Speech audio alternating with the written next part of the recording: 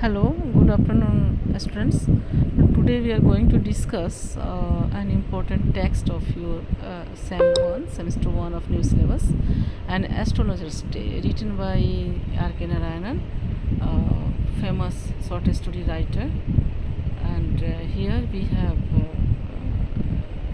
seen that the short story that revolves around an astrologer who operates on a busy street in a town in India.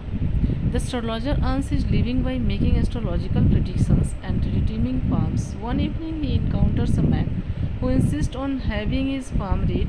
As the astrologer examines the man's hand, he realizes that the man is actually someone from his past whom he thought he had killed.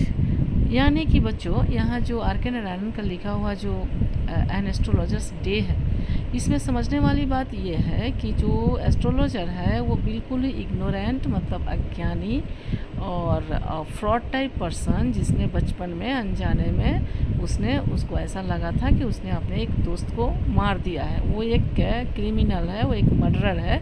इस डर से उसने अपने घर को छोड़ दिया था और वो भाग गया था काफ़ी दूर, कभी उलट के अपने घर की तरफ नहीं जाता था डर से, और इधर ही उसने शादी कर लिया था और यहीं वो सेटल्ड हो गया था।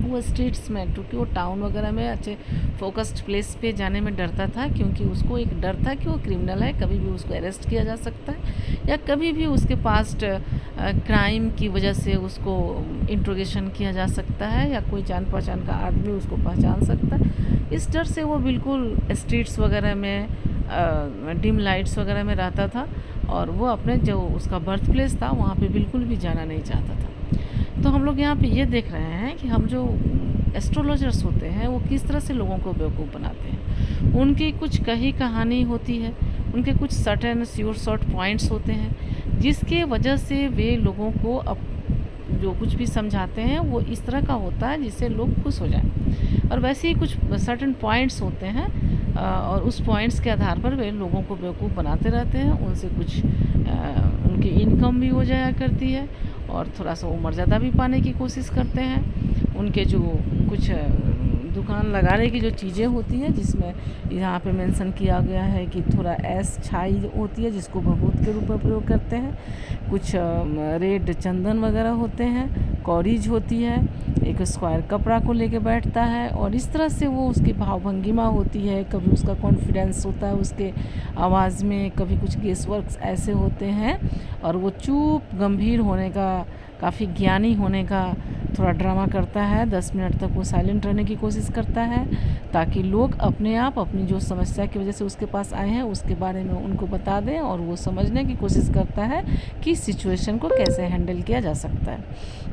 वो कौन सी बात है जो इस आदमी को हार्ट टचिंग होगा, उसको मेरे पे बिलीव होगा और इस तरह से वो लोगों को बेवकूफ़ बनाने का काम करता है। उसको स्टार्स का कोई जानकारी नहीं होता, उसको एस्ट्रोलॉजी का कोई जानकारी नहीं होता है। यहाँ पे हम लोग देख रहे हैं कि ऐसे ही एक दिन वो अपनी दुकान लगाए बैठा था, तो उसने 2 लोगों को, काफ़ी लास्ट में जब वो अपनी दुकान समेटने वाला ही था तो उसने देखा कि 2 लोग उधर से जा रहे हैं और उसने अपना क्लाइंट समझ के इन्वाइट किया।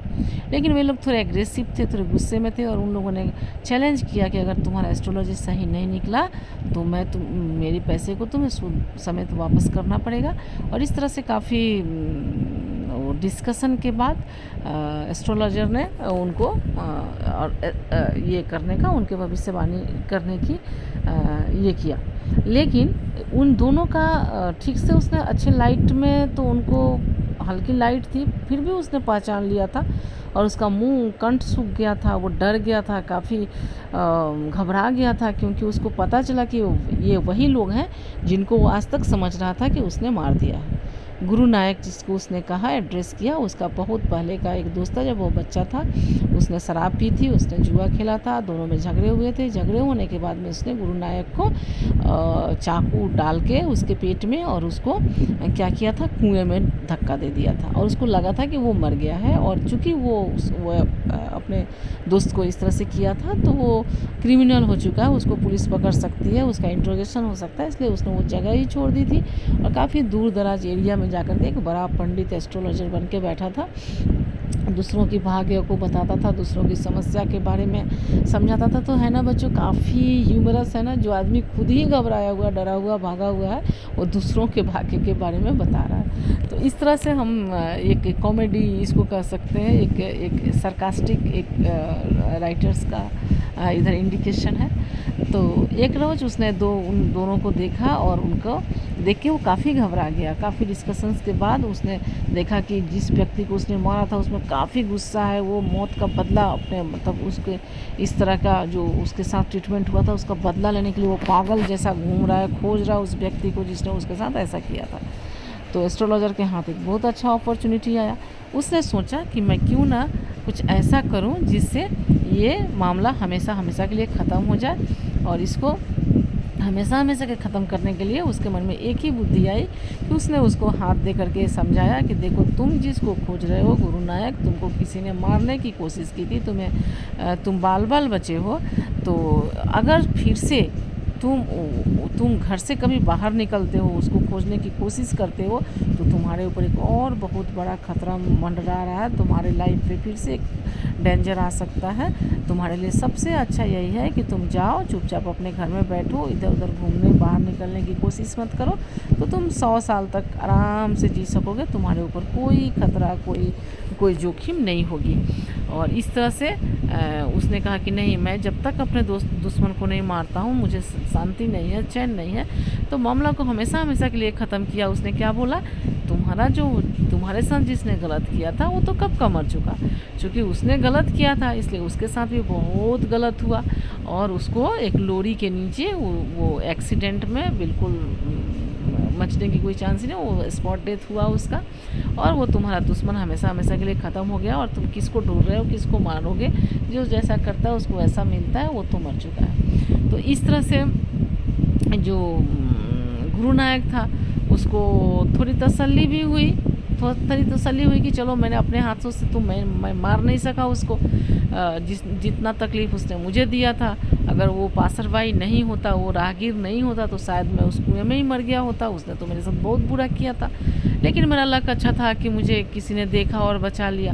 लेकिन मैं उसको बहुत बुरा सज़ा देना चाहता हूँ, अपने हाथों से सज़ा देना चाहता हूँ, जिसमें शायद थोड़ी देर हो गई, मैं तो नहीं कर पाया, लेकिन भगवान ने उसके साथ वही किया जो उसने मेरे साथ किया था। इसे उसे थोड़ी सी तसल्ली हुई और वो खुश होकर के उसको 12.5 आना पैसे ऐसे उसने बिना गिने कुछ सिक्के उसकी तरफ उछाल दिया। एस्ट्रोलॉजर और उसके बाद जब वो लोग चले गए तो एस्ट्रोलॉजर को मतलब जान में जान आई कि चलो मैं तो मरते मरते बचा और मेरा हो सकता है कि मेरा हमेशा हमेशा के लिए खतरा टल गया। मैं कोई क्रिमिनल नहीं हूँ, मैंने किसी को मारा नहीं है, इस बात का उसको बहुत इत्मीनान हुआ। तब तक काफ़ी रात हो चुकी थी। वो घर पहुँचा तो उसने देखा उसकी वाइफ दरवाजे पे खड़े उसका इंतज़ार कर रही है और काफ़ी गुस्सा भी कर रही थी कि तुम अभी तक कहाँ थे। तब उसने कॉइन्स उसकी तरफ उछाला और बोला कि ये लो, गिनो कितने हैं। उसने गिन के बताया 12.5 आने हैं, लेकिन बात तो हुई थी 16 आने की। 16 आने दैट मीन्स 1 रुपीज़। तो 1 रुपीज़ तो उसने नहीं दिया। इसको गुस्सा भी लगा कि लोग कितने फ्रॉड हैं और लोग कितने झूठ बोलते हैं। 16 आने का उसने प्रॉमिस किया था और 12.5 आना देकर चला गया। तो फिर भी उसकी वाइफ बहुत खुश थी क्योंकि उसको 12.5 आने पैसे मिले थे। और उसने कहा कि मेरी बच्ची कब से मिठाई खाना चाह रही थी, कोकोनट ख़रीदना है, मुझे मिठाई बनानी है, और वो बहुत खुश थी। लास्ट में उसने जो एस्ट्रोलॉजर था उसने कॉन्फेस किया अपनी बीवी के सामने। उसने एक्सेप्ट किया कि बचपन में उसके हाथ से एक बुरा हो गया था। उसने गुरु नायक को गुस्से में, दोनों में बहुत झगड़ा हुआ था और चूँकि एस्ट्रोलॉजर ने शराब पी रखी थी और उसने जुआ खेला था और दोनों के बीच में काफ़ी झगड़ा हुआ था और गुस्से में आकर उसने उसको चाकू भोंक दिया था और एक कुएं में धक्का देके उसको हमेशा हमेशा के लिए मरने के लिए वहाँ पे छोड़ दिया था। और इस डर से वो भागे भागे फिर रहा था, कभी अपने गाँव घर नहीं जाता था, ताकि वो एक क्रिमिनल है, उसने अपने दोस्त का खून किया है और अगर वो गाँव जाता है तो उसको पुलिस पकड़ लेगी और वो जेल से कभी बाहर नहीं आ सकेगा। लेकिन आज उसको इस बात की बहुत तसल्ली हुई कि जिसको उसने अनजाने में बचपना में उसने जिसको शायद उसको लग रहा था कि उसने मर्डर ही कर दिया है, तो वो बात गलत निकली। वो आदमी ज़िंदा है और चूँकि वो ज़िंदा है तो इसे किसी तरह की कोई ख़तरा नहीं है, अब ये आज़ाद घूम सकता है। और उसने अपने गलती को भी, मिस्टेक को भी रियलाइज़ किया कि ये तो नहीं करनी चाहिए थी, चाहे जिससे जितना भी झगड़ा हो ले, किसी को भी इस तरह का तो पनिशमेंट देना बहुत ही गलत है। और उसने खुद बोला भी, उसको गुरु नानक को भी बोला कि जो जैसा करता है उसको वैसी भरनी पड़ती है। भले ही ये मरा नहीं था, लेकिन इसे तो अपनी गांव छोड़नी पड़ी थी, अपने लोगों को छोड़ना पड़ा था, और एक छुप छुप के काफ़ी तकलीफ़ वाली ज़िंदगी बितानी पड़ रही थी। वो किसी के सामने किसी को फेस नहीं कर पाता था, हमेशा डरा डरा फिरता था। तो ये बात तो सही है कि उसने गलत किया था, तो वो गलत के पश्चाताप में और गलत को भुगत भी रहा था, लेकिन उसने अपने क्राइम्स को एक्सेप्ट किया, और कहीं ना कहीं उसको थोड़ी तसल्ली मिली, उसके दिल का बहुत बड़ा बोझ उतर गया, और अब वो शायद नॉर्मल लाइफ जी सकता है। लेकिन गांव तो वो वापस नहीं जा सकता है, क्योंकि उधर ही गुरु नानक रहता है। अगर ये गांव वापस जाएगा तो गुरु नानक को पता चल जाएगा कि उसका मर्डरर जो था वो तो मरा नहीं है, जिंदा ही है। और ये इस तरह से वो तो उधर गांव की तरफ तो शायद नहीं जाएगा, लेकिन उसको अपनी गलती का रियलाइजेशन हुआ, और उसका जो दिल पे एक बोझ था वो बोझ हट गया। तो इस तरह से इस स्टोरी का एक हैप्पी एंडिंग होता है, और एक शिक्षा, एक टीचिंग्स भी मिलती है कि हम लोगों को अपने कर्तव्य, अपने संकल्पों पे विश्वास करनी चाहिए, अपने आप पे विश्वास करनी चाहिए, सही सूझबूझ पे विश्वास करनी चाहिए, अपनी मेहनत पे विश्वास करनी चाहिए, और एस्ट्रोलॉजर्स और इधर उधर किसी के चक्कर में, किसी की बातों में नहीं पड़नी चाहिए। Thank you. यहाँ पे क्वेश्चंस वगैरह दिए हुए हैं, अगर आपको कोई भी परेशानी होती है आप feel free to discuss with me. Thank you.